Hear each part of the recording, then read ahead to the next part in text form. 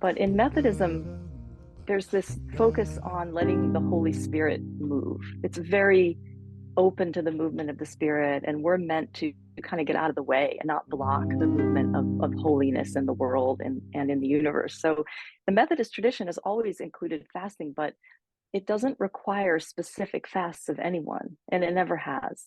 Instead, John Wesley, who is one of the founders of Methodism, talked about means of grace. And means of grace are ways that we experience the grace that flows through the whole universe and through us and the creation. And he considered fasting as a means of grace. And he always combined fasting with giving things away to underprivileged and poorer communities. Mm-hmm. And he was just very concerned about certain people having more than they need and others not having enough, and always looking for ways to heal that. So Methodism combines fasting with this idea of abstinence or abstaining from things. And it's meant to create space in our lives and in our hearts for more and more love.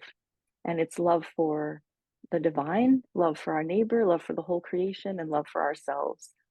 But it's never been specifically about this food or that practice that you should abstain from. It's really about letting the Spirit move and you discerning by opening yourself up to the movement of the Spirit, you discern where you feel called to fast. So it's just up to you.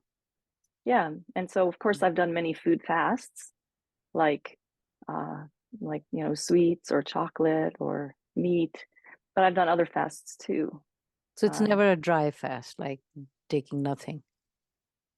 There's always something. So John Wesley would fast. So Holy Week is the week before Easter, and I think he would fast from all of Good Friday and all of Holy Saturday, and then break his fast on Easter Sunday. I've never done that long. I've done good sundown. So we would go to a worship service on Good Friday, which is the commemoration of the crucifixion of Jesus, and then I would fast from Good Friday to Easter Sunday. So I've done that many times, and I think other people do that sometimes, but it's not something that somebody told me to do. It's just something that I wanted to do. So it wasn't like the whole church did it, right? So what have you found when you fast, the way you fast? Give me one example of your typical fast, and what have you discovered, or how has it benefited you? Well, I personally have a belief that no matter what our beliefs are, spiritual disciplines are inherently valuable for us because they give us these intentional ways to mark cycles of time and to connect to our traditions, our ancestral traditions and our ancestors and our faith traditions and our faith ancestors, and to embody them with our physical bodies and embody the values and the visions of what it means to live into holiness in sacred ways. So for me, one of the things I've really enjoyed is in recent years, a lot of people have been doing carbon fasts during Lent, a lot of Christians, and finding these interesting and creative ways to reduce our carbon footprint during Lent is like, it's a very, it incorporates healing and justice for us and for the whole creation throughout the season of Lent. But it also, what I have found with my fasts is that I try to choose something really challenging because I feel like, well, I can do anything for 40 days, right?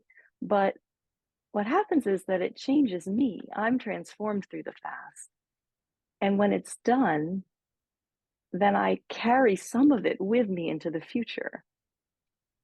For example, whenever I would give up sweets, when Easter would come, I would realize that I wasn't addicted to sugar anymore. And it was such a nice feeling. One year I gave up complaining. So you stopped complaining for a year? No, for 40 days. Okay. Okay. When I found myself wanting to complain, I would just pause and I would think about it, and I would find, like, if I said something, then I would always follow it by a gratitude or a turning of the narrative towards something, more positive. So I wasn't silencing my needs, but I was just shifting always. And these kinds of things changed me. Yeah. And carbon fast changed me too. So what is carbon fast? Can you give an example, please? Sure. Yeah. Well, people do it differently. One of the biggest impacts that we have on our carbon footprints is our food. So some people eat locally during Lent and they try to eat only locally, and you can imagine how many things you have to give up if you do that, right? No avocados. Some people really try to reduce water usage, or they try to reduce electricity usage, or driving. That's a big one. Eating meat is a huge one. But one year we gave up all paper products, and that was a really interesting. My kids were small, and of course it's February, March, April, and people always have the sniffles. And that year we had to buy some handkerchiefs. So we bought a bunch of handkerchiefs so that we could blow our nose on handkerchiefs instead of tissues, paper tissues. The way it used to be. Yeah, I know, right? Well, wouldn't you know that was the first year that my kids didn't get like a bright red sore nose. And it was because we were using cloth instead of trees to blow our noses. We're not really meant to wipe our nose with a tree. And so, of course, we never went back to using tissues. I'm not even sure we have them in the house. Really? Yeah, we just have That's a good handkerchiefs fast. now.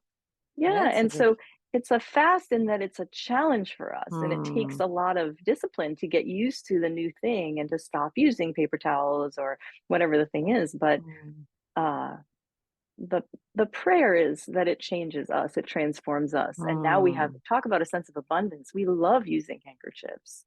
It doesn't feel like a chore to have to wash handkerchiefs. We want It feels to know. like a gift. I should find out which handkerchiefs to get because that It's not is a good idea. complicated. Yeah, I avoid using paper as much as I can.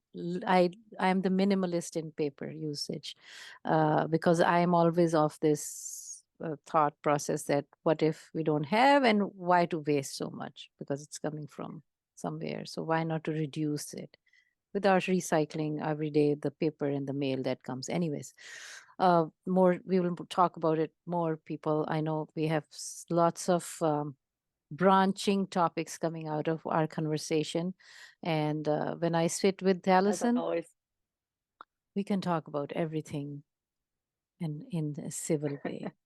Although we both believe in different traditions, but we really care and respect each other. So this talk should be to learn about her tradition and to look at it how she does and her community does. So that's the point. And we can compare, right? We can compare, but it doesn't have to be a comparison in a way that, oh, mine is better than yours or yours is lesser.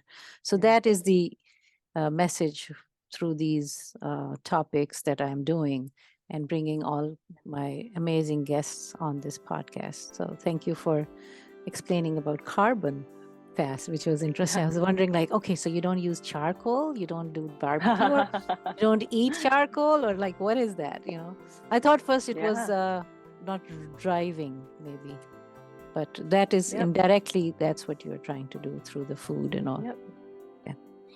Yeah, exactly. Thank you so much. But just finding what feels, where do you feel called to fast in that carbon way?